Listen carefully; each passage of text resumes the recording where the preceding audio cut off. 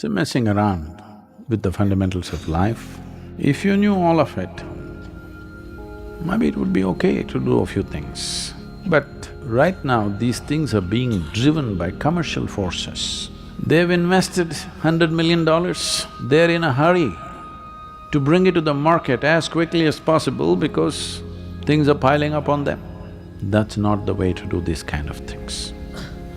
These kind of things, if at all if we have to do, we must do it in such a way that there is no pressure to bring it into usage without really being 100% sure of what we are doing to this. Now, what we are assuming in this whole thing is, we are thinking, if you have good genetics, you will come out as a fantastic human being. That means you're a bloody racist. You better understand that. Adolf Hitler ran for those days what was called as love camps, because he believed his German soldiers who are supposed to be Aryan or whatever, they are the best bred people. So they found across Europe, they picked up all young women, took them to the love camps to be impregnated by the German soldiers in hundreds, thinking they will produce some superhumanity. Now, you may have whatever, your father may be built like a bull and you think it's great genetics. This does not mean you will produce a great human being. No, life doesn't work like that. You're discounting everything else. When your mother carried you in her womb with utmost love and what that did to the child, you've forgotten. You think it's only stupid genetics which is doing everything? Just look at in the same family, born to the same parents, or children the same way, same genetics, nonsense. One is there, one is here.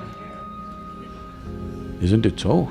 So we're discounting the impact of consciousness, the impact of human emotions, human thought, the atmospheres we create.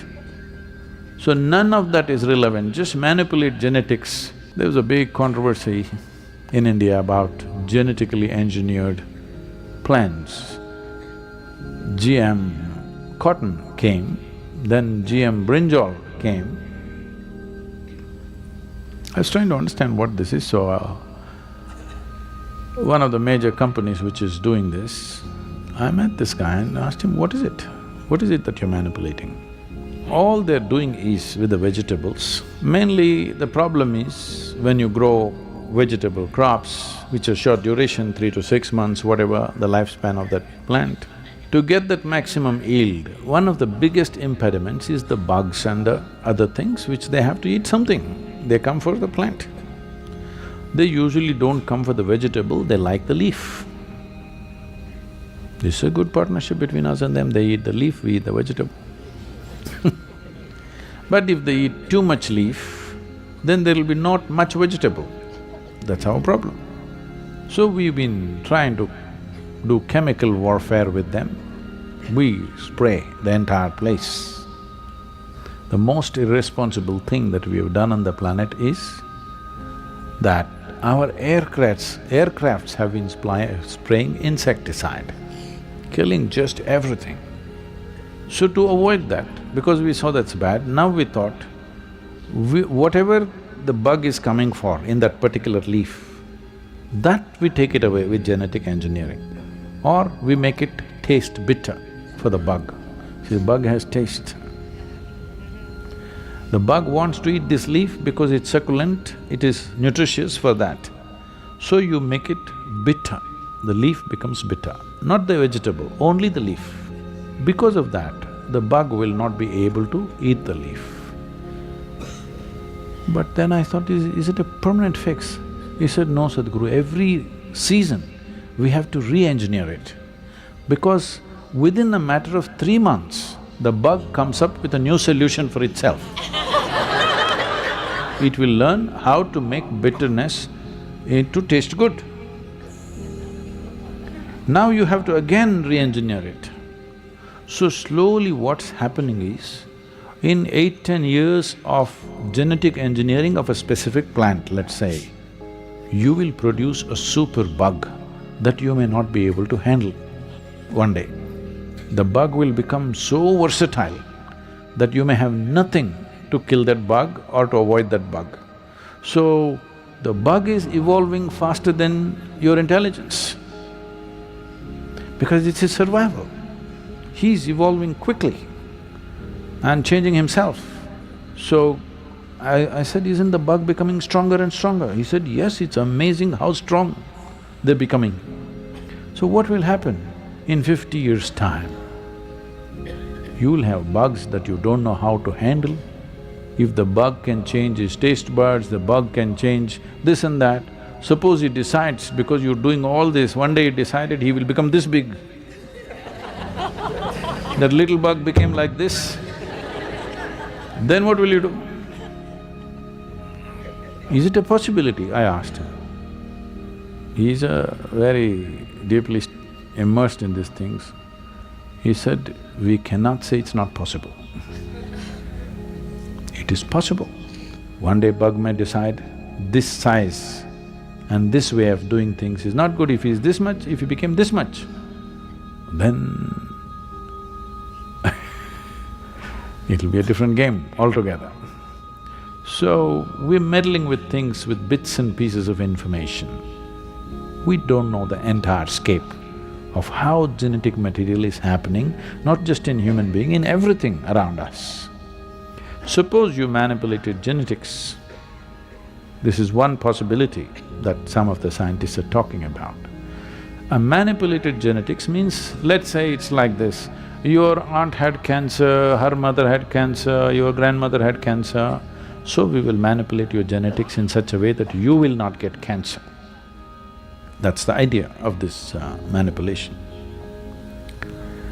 With this manipulation, it is very much possible, and I think already it's manifesting in so many different ways.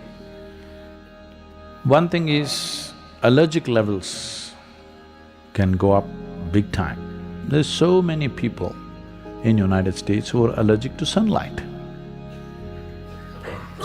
allergic to lactose, milk, allergic to our groundnut. Allergy means, I did not know this, they were explaining in the airplane.